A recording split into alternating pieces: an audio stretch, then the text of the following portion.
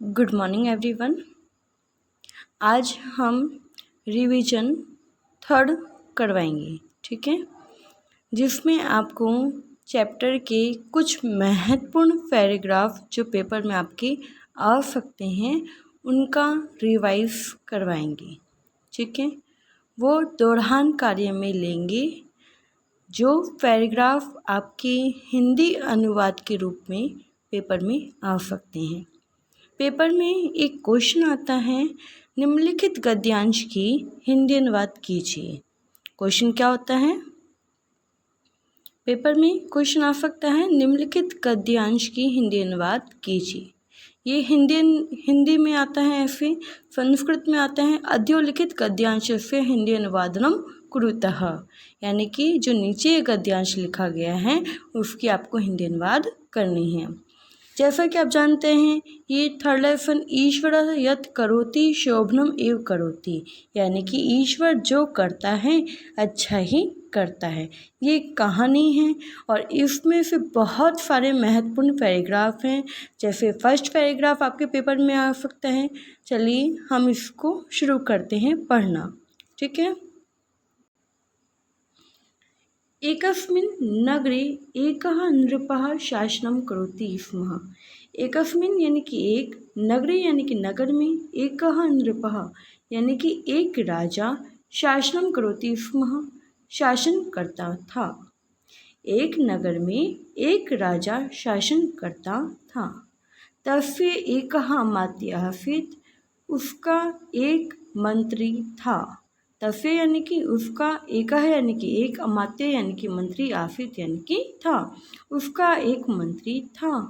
सः ईश्वर से परम भक्त आसीत, वह ईश्वर से यानी कि ईश्वर का, परम भक्त यानी कि परम भक्त, आसीत यानी कि था, वह ईश्वर का परम भक्त था। सः नित्यम कथयति स्म, सः यानी कि वह, नित्यम यानी कि हमेशा, कथयति यानी कि कहता, स्म यानी कि था, वह हमेशा कहता था, यत् कि ईश्वरम यत् करोति, ईश्वर यानी कि ईश्वर, यत् करोति जो करता है, शोभनम एव करोति, शोभनम एव यानी कि अच्छा ही, करोति यानी कि करता है। ईश्वर जो करता है अच्छा ही करता है। एकदा अमात्यस्य पुत्रस्य मृत्यु अभवत्, एकदा यानी कि एक बार, अमात्यस्य पुत्रस्य यानी कि मंत्री के, पुत्रस्य यानी कि बेटे की, मृत्यु अभवत् यानी कि मृत्यु हो गई। तथापि फिर भी, सः अकथयत् उसने कहा, सः यानी कि उसने, अकथयत यानी कि कहा था, पास्ट टेंस की बात हो रही है, अ लग रहा है ना। ईश्वरम यत् करोति, ईश्वर जो करता है, शोभनम एव करोति यानी कि अच्छा ही करता है। ये पैराग्राफ पेपर की दृष्टि से महत्वपूर्ण है। जैसा कि आप जानते हैं ये रिवीजन वर्क हो रहा है, इसलिए मैं आपको केवल रिवाइज करवा रही हूँ कुछ महत्वपूर्ण पैराग्राफ की, ठीक है। यदि आपने ये चैप्टर नहीं पढ़ रखा तो आप पिछले वीडियो में ये चैप्टर आराम से पढ़ सकते हैं। नेक्स्ट पैराग्राफ कौन सा महत्वपूर्ण है? सेकंड पैराग्राफ में से ये वाला पैराग्राफ महत्वपूर्ण है।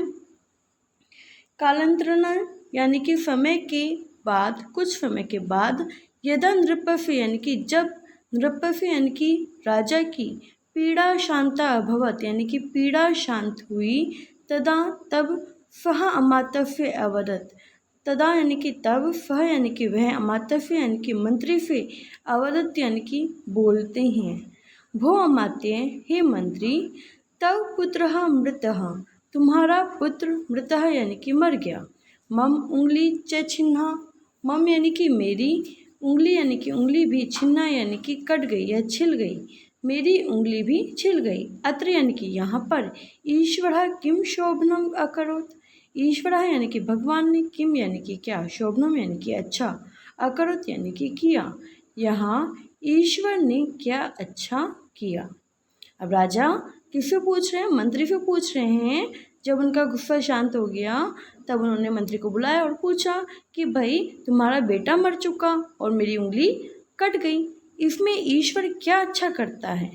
बल्कि हमें तो क्या ही पहुंची है, पीड़ा ही पहुंची है, तो इधर ईश्वर ने क्या अच्छा किया? तो अमात्य अवदत्, अमात्य यानी कि मंत्री ने, अवदत् यानी कि कहा। यद्यपि अधुना अहम किमपि कथितुम, यद्यपि यानी कि यद्यपि, अहम यानी कि मैं, अधुना यानी कि अब, किमपि कथितुम कुछ भी, किमपि यानी कि कुछ भी, कथितुम यानी कि कहना चाहूँगा, समर्था न अस्मि, समर्थ नहीं होऊंगा। यदि इस समय मैं आपसे कुछ कहूँगा तो समर्थ नहीं होऊंगा।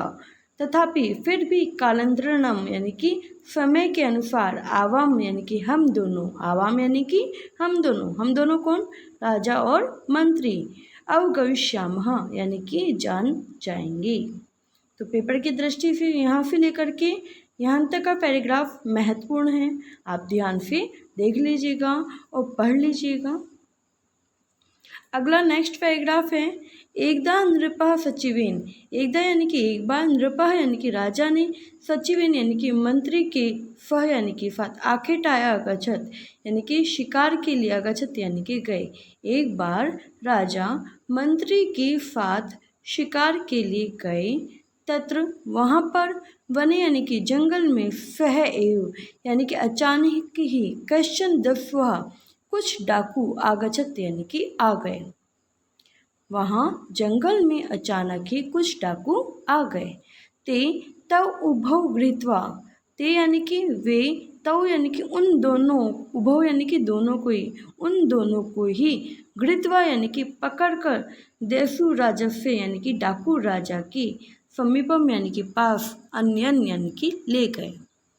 वे उन दोनों को ही पकड़कर डाकू राजा के पास ले गए।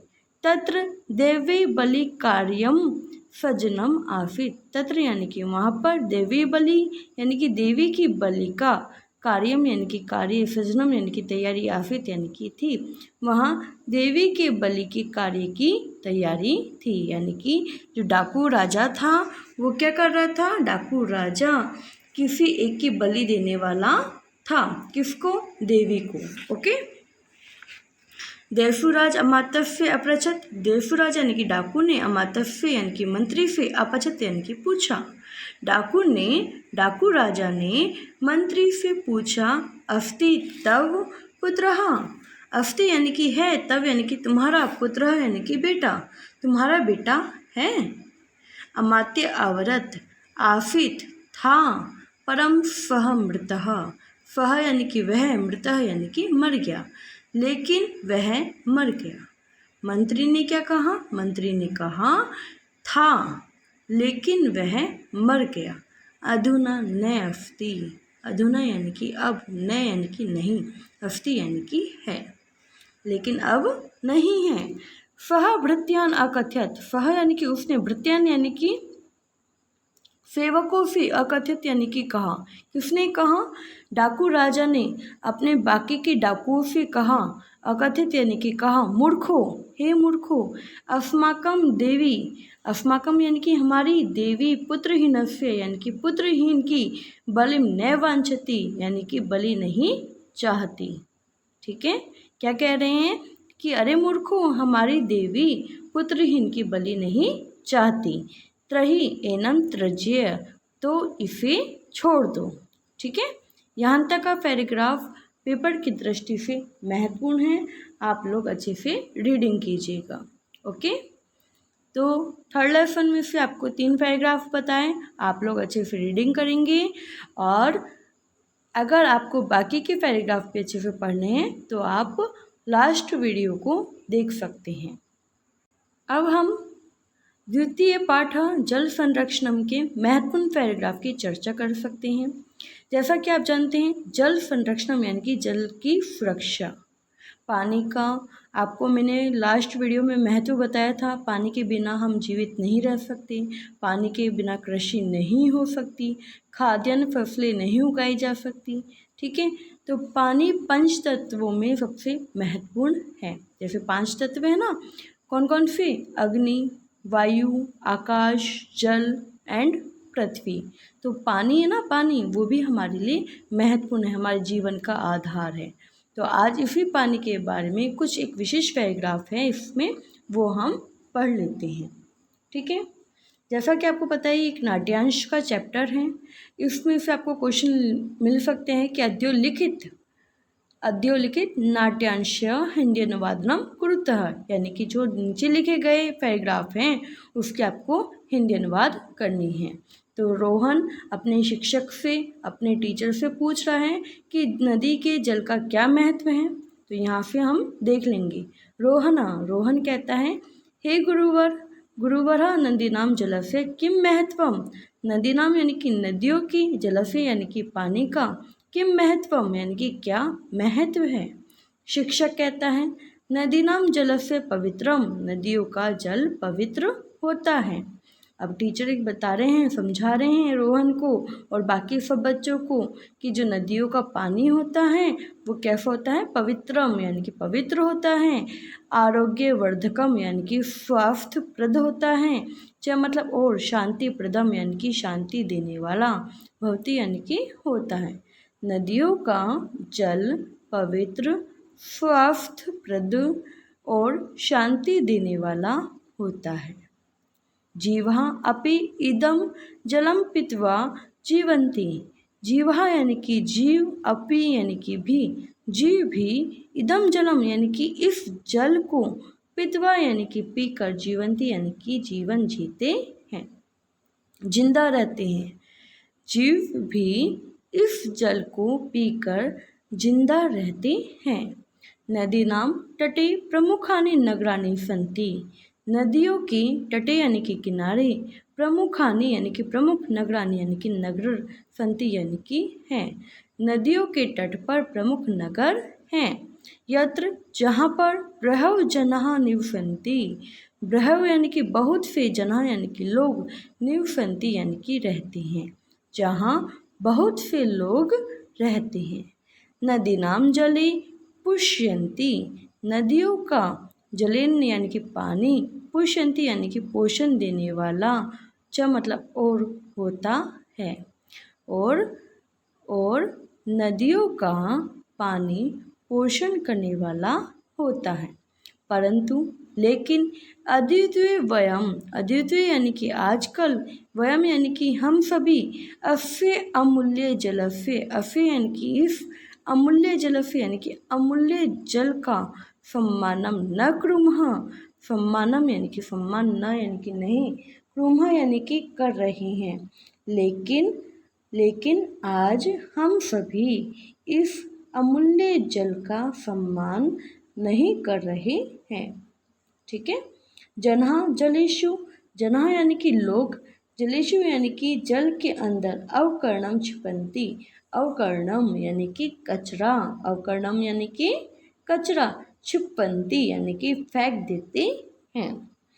लेकिन आजकल लोग पानी में कचरा फेंक देते हैं। आपसे मैम पूछ सकती हैं, कहाँ जलेषु अवकर्णम क्षिपन्ति, कौन जल में कचरा फेंकता है। तो आपको पता होना चाहिए, जनाः यानी कि मनुष्य जल में कचरा फेंक देते हैं।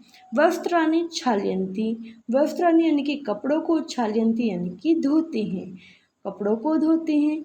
च मतलब और, पात्राणि स्वच्छनम कुर्वन्ति। पात्राणि यानी कि बर्तनों को, स्वच्छनम यानी कि साफ, कुर्वन्ति यानी कि करते हैं, और बर्तनों को भी साफ करते हैं। आपको पता है ना, गांव में आपने अधिकांश देखा होगा, कुएं के पास बैठ कर के जितनी भी महिलाएं हैं वो क्या करती हैं, या तो कपड़े धोती हैं या फिर उसमें कचरा फेंक देती हैं, राइट। तो ये इससे क्या हो जाता है, जल दूषित हो जाता है। येन जलम दूषितम भवति। येन यानी कि जिसके कारण, जलम यानी कि पानी, दूषितम भवति यानी कि दूषित होता है। ठीक है। इसके कारण क्या होता है, जल दूषित होता है। कैसे, जल में कूड़ा करकट फेंकने से, जल के अंदर वस्त्रों को धोने से, ठीक है, पानी के अंदर कपड़े धोती है ना गांव की महिलाएं, बर्तनों को साफ करने से ही क्या होता है, जल दूषित हो जाता है। यदि वयम जलम प्रदूषितम करिष्यामः। यदि यानी कि यदि, वयम यानी कि हम सभी, जलम प्रदूषितम यानी कि पानी को दूषित, करिष्यामः यानी कि करेंगे, यदि हम अभी भी पानी का मूल्य नहीं समझे और भविष्य में भी इसको दूषित करेंगे तर्हि तो अस्माकं जीवनस्य, अस्माकं यानी कि हमारा, जीवनस्य अपि यानी कि जीवन का भी नाशम भविष्यति, नाश हो जाएगा, अर्थात हम लोगों की भी क्या हो जाएगी, मृत्यु हो जाएगी। तो सेकंड चैप्टर में से कौन सा पैराग्राफ मेन है, रोहन से लेकर के भविष्यति तक, ये पेपर की दृष्टि से महत्वपूर्ण पैराग्राफ है, आप लोग अच्छे से रिवाइज कर लीजिएगा। ओके बच्चों, डन। अब हम फर्स्ट चैप्टर पे आते हैं। प्रथम पाठ है महाचतुर श्रृंगार। ये भी एक स्टोरी है, कहानी है सियार और किसकी, हाथी के मांस की। किस प्रकार सियार हाथी के मांस को नहीं खा पाता है तो वो उपाय सोचता है कि मैं किस प्रकार इसकी चमड़ी को काट सकूं, फाड़ सकूं और किस प्रकार इसको खा सकूं। तो वो बहुत सारे जीवों से हेल्प मांगता है, शेर से भी बोलता है ना, चीते से भी बोलता है और भी बहुत सारे जानवरों से बोलता है। अंत में चीता ही उसकी हेल्प करता है और चीते को वो बुद्धू बना करके उसको वहाँ से भगा देता है। तो यदि आपने इसको फर्स्ट चैप्टर को नहीं पढ़ा तो आप लास्ट वीडियो को अच्छे से देख सकते हैं। फर्स्ट चैप्टर में भी 2-3 पैराग्राफ मेन हैं, जैसे ये वाला। फर्स्ट पैराग्राफ, श्रृंगाला सियार कहता है अयम अत्र मृत गजः अस्ति।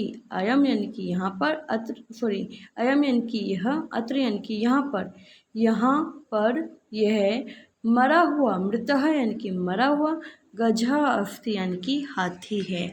यहाँ पर यह मरा हुआ हाथी है। अहो अरे, अद्य परिश्रम विना, अद्य यानी कि आज, परिश्रम विना यानी कि मेहनत के बिना ही, भोजनम भविष्यति यानी कि भोजन होगा। यानी कि जो सियार हैं वो बहुत ही ज़्यादा खुश हो जाता है मरे हुए हाथी को देख कर के, और वो कहता है अरे वाह, आज तो कुछ भी क्या नहीं करनी पड़ी, कुछ भी कठिन परिश्रम नहीं करना पड़ा, हार्ड वर्क नहीं करना पड़ा, और आज तो ऐसे ही मांस का टुकड़ा मिल गया, मांस मिल गया, आज तो मैं पेट भर के खाऊंगा। तो क्या कहते हैं, अस्तु, ठीक है, अस्य कठिन चर्म भेदस्य, अस्य यानी कि इसके, कठिन चमड़े यानी कि जो उसकी खाल होती है ना उसको, कठिन चमड़े को भेदना से यानी कि फाड़ने का उपायम चिंतयामी, उपायम यानी कि उपाय, चिंतयामी यानी कि सोचता हूँ। अब जो ये सियार है ना वो ये बोल रहे हैं कि जो ये हाथी है ना, इस मांस को तो खा सकता हूँ लेकिन इसकी जो खाल है उसको चीर नहीं सकता, तो चीरने के लिए कोई ना कोई उपाय सोचता हूँ। तो वो क्या कहते हैं, सिंघम प्रति यानी कि शेर के पास जाकर, गच्छति यानी कि जाकर, वदति यानी कि बोला, सिंघम प्रति गच्छति शेर के पास गया, च मतलब और, वदति यानी कि बोला, प्रभु हे प्रभु, नमस्कार, नमस्कार, अहम रक्षपाल, अहम यानी कि मैं, रक्षपाल यानी कि चौकीदार, मैं चौकीदार, तब भोजम अत्र रक्षामि, तब यानी कि तुम्हारे, अत्र यानी कि यहाँ पर, भोजनम यानी कि भोजन की, रक्षामि यानी कि रक्षा कर रहा हूँ। अब सियार तो जानता था कि जो शेर है वो कभी भी मरे हुए जीव को नहीं खाता, हमेशा खुद ही शिकार करता है और खुद ही खाता है। तो फिर भी ये शेर से कह रहा है कि अरे मैं तो यहाँ पर क्या कर रहा हूँ, आपके भोजन की रक्षा कर रहा हूँ, अहम रक्षपाला, मैं क्या हूँ, चौकीदार हूँ और तुम्हारे भोजन की रक्षा कर रहा हूँ। तो शेर खुश हो जाता है, सिंह, शेर खुश हो जाता है, चिरंजीवी भवा, और शेर कहता है चिरंजीवी भवा यानी कि दीर्घ आयु के हो।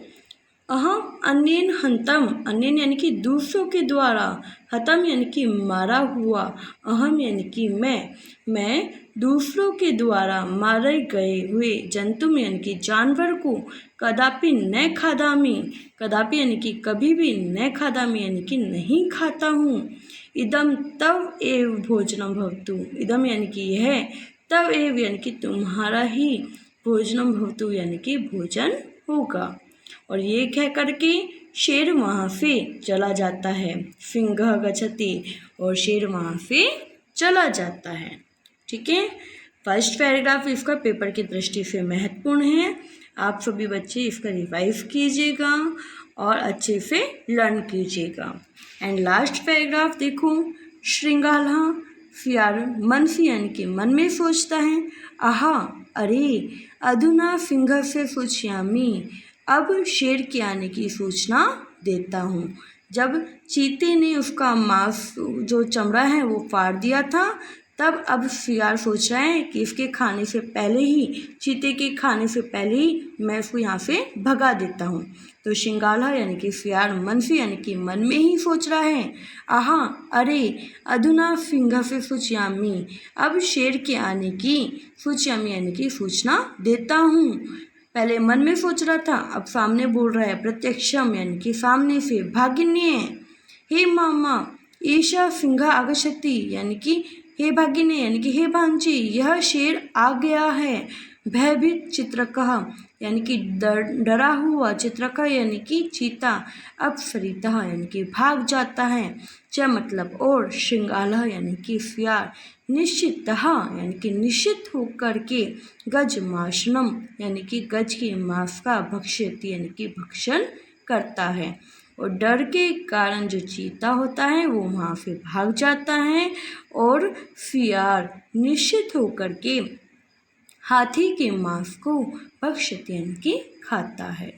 ठीक है, तो आप ये सभी पैराग्राफ अच्छे से रीडिंग करेंगे, समझेंगे और इनके अनुवाद को कॉपी में करेंगे। धन्यवाद।